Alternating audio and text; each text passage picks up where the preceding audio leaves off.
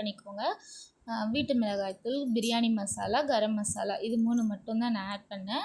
காரத்துக்கு தேவை மாதிரி நீங்கள் சேர்த்துக்கோங்க. எங்கள் வீட்டில் நாங்கள் காரம் கம்மியாக சாப்பிடுவோன்ட்டு நான் இன்றைக்கி எல்லாமே கொஞ்சம் குறைவாக தான் எடுத்திருக்கேன்.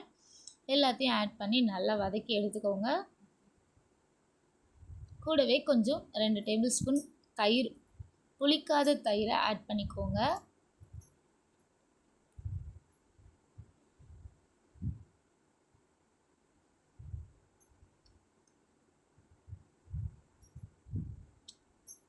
அதுக்கப்புறம் இன்றைக்கி 1 கப் பாஸ்மதி ரைஸ்க்கு 1½ கப் தண்ணி ஆட் பண்ணலாம்.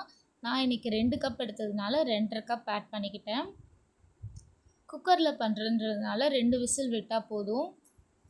நீங்கள் இல்லைன்னா தம்மில் கூட போட்டு இப்படியே பண்ணலாம். நான் இன்றைக்கி தம் போட்டு தான் எடுத்தேன், விசில் விடலை. அதுக்கப்புறம் எடுத்து வச்சு ஒரு அரை மணி நேரம் 20 நிமிஷம் ஊற வச்ச பாஸ்மதி ரைஸ் எடுத்துக்கிட்டேன். அது கூடவே ஆட் பண்ணிக்கிட்டு நல்லா கொதிக்க வச்சுட்டேன். கொதிக்க வச்சு அந்த அரிசியும் தண்ணியும் ஈவனாக வர டைமில் நம்ம தம் போட்டோன்னா கரெக்டாக இருக்கும்.